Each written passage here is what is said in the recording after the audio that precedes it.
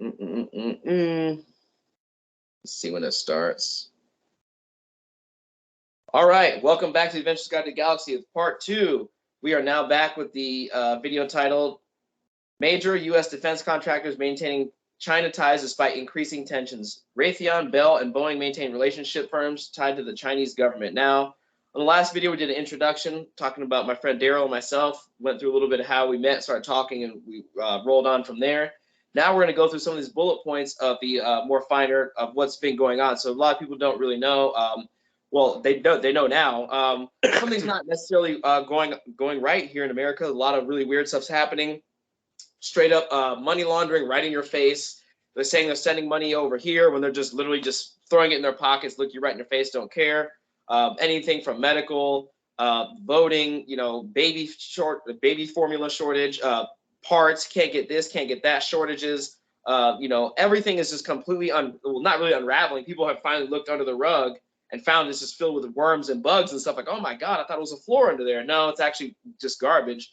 And now we're going through some of the other points we've been going over for the last 5 or 6 years. He's been doing it a lot longer, but since we've been hanging out here on YouTube and on the phone talking, we're going to go over some of basically the back most workings of how all of these companies are basically aligned with everybody else, kind of like the whole George Carlin, like it's a big club and you ain't in it type thing. We're going to show you what the club looks like. We got some charts, we got some things going on. So everybody stay tuned, and we're going to go through some of these bullet points. Now, the first one we did in the last video, number 1, was Lockheed Martin gets hacked by China Institute, the ANSI American National Standard Institute, and ANAB, ANAB American National Accreditation Board. They got hacked, and the NSA, as soon as Obama was elected back in 2009, he took office. Mysteriously, right after that, everything was hacked. Nobody said anything about it, and it kind of just went away, and nothing really happened. And then all these other countries and governments, their technology is coming like this. We're getting sabotaged from the inside. So we're going to take a look at some of these great, awesome people that Mr. Guberman has lined up for us, and we're going to go over some of these bullet points. Now, the second one is Lockheed sits on ANSI's Both organizations sits on the IAF International Accreditation Forum in Delaware. Now, could you take us through that and see, exactly explain people what exactly that is? Well, I will tell you this. The International Accreditation Forum is an organization that has accreditation bodies on it. In 2014, we received a letter from, at that time, it was Randy Doherty, the vice president of ANAB, the chairman of the IAF. And he said that an IAF MLA, which is a multilateral arrangement or agreement organization, is equivalent to an ANAB accreditation. It's equivalent. And when you dig this back, you discover who's sitting on the IAF, an American incorporated company, company is Iran and Pakistan, who harbored and fostered 9/11. In fact, Pakistan, who harbored Osama bin Laden. You have also Iran, who admitted to harboring some of the terrorists of 9/11, and they're sitting right over by Lockheed Martin on the IAF. Also, ANSI-ANAB. ANSI, the American National Standards Institute, and ANAB. ANSI took over complete control of the accreditation body. Now, ANSI and ANAB are both accreditation bodies. Don't let anybody fool you. Cargill Beef, as a matter of fact, has a certificate from the British Retail Consortium, and it is accredited by ANSI, not ANAB, accredited by ANSI. So they have their hand in all kinds of different pies. You keep on going, and here, just to prove you that they are, you have Pakistan and you have Iran sitting on the IAF. Now, you go on further and you find out that ANSI took over ANAB in 2018 and maintains the name ANAB. Lockheed sits, as I said, on the IAF as well. The IAF was controlled by the Communist Party between 2015 and 2021, as I said in the first video. The Chinese national, Zhao Jinwu, who took over the IAF, had over, many years, since 1994, in our quality. Doesn't anybody understand, since the 50s, Communist Russia used to send spies into companies over here, United Aircraft turning into United Technologies, McDonnell Douglas, they had spies there. So you have a Chinese national since 1994 involved with our quality, and people will say, what are you going to do about it, Daryl? How are you going to get rid of it? You have to listen. Give me a call, 203-556-1493. And that is it. You continue on and you find out the Chinese national was also the chief executive, still is, of the China National Accreditation Services, which I brought to light in the first video. And he was standing in Wuhan, China, the laboratory, suspect lab that released the COVID-19 in 2017. Okay, Lockheed, as I said, and this is disgusting. Lockheed, I said, pays disbursements out to our wonderful congressmen and senators. You got these four clowns in Connecticut, and they are clowns. Rosa DeLauro, who's been in office for over 40 years. In fact, my dear departed mother was very good friends with her, and that's for another video. Blumenthal, Himes, Murphy, and they're all in bed together, not doing the right thing for the public. That is why America presently is in disarray, because we are being Bidenized. You have galvanized, anodized, Americanized, and Bidenized. Galvanized protects steel from corrosion. Anodized protects aluminum. Americanized had pride at one time. Now, the way things are being run, it seems like Americanized is rotting you from the inside out. And Bidenized has put the kibosh on American, being a proud American. Okay?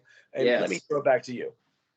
Yeah, so definitely, with all that, like I said, it's a big club and you ain't in it. And Bidenized is is the final form when you pull it back and all that's left of the nice, red oak floor that you thought was under this carpet is just a complete rot straight to the bottom underneath the house, and it's just bugs and just crap all the way down. So, and a lot of people in America are trying to figure out, they're trying to make the connection between what they see on TV, knowing that it's fake, and like how exactly these people are all connected, and ensuring that you get the lowest quality while paying the highest price. And that's kind of what we're doing here, is we're showing, like I said, the list there of showing everybody who's paid off. So whenever people are like, oh my God, why would these politicians or these people or whoever they're looking up to and finding out that they're crap, why would they say all this and do another thing? Well, because they're getting lots of money in one hand, and on the other hand, they hate you. So it's kind of like, it's a win-win for them. It's a lose-lose for us. Because like I said, when you look at the IAF, the Chinese national taking over the control of the internet in 2015 and Obama and all that stuff, there was a lot of stuff where in Europe they were trying to ban memes and they're trying to ban people. It's like, oh, we're going to protect you from people who are mean. But it was actually protecting them from people who are sending out memes and stuff, because that's the easiest way to show people a lot of this stuff. When you have like a graph or something, they just put it whatever, and it's just called a meme for some reason. And now we're putting out memes. It's the same thing as political cartoons. The warfare is so effective, they're actually having to shift control of the whole internet over to all these nefarious individuals, because they're so freaked out that the actual average number of people asking these questions is being tracked by algorithms, and they're freaking out. We're trying to put the kibosh on it, to censor, and like the more they censor, the more it makes people angry. So it's kind of like this cascading catch-22, where like the more people figure out, the more they have to do, and they're like, oh well, now they have like the whole vaccine rollout and all this stuff, and they're saying, with the VAERS, like, oh, 80,000 people are reporting, allegedly they don't feel very good. Oh, look, comrade, now it's 10, and they just press a button, and now all those people disappeared. Like the Stalin painting the guy out of the picture type of thing. That's kind of what they have going on here. Like, there was no one there.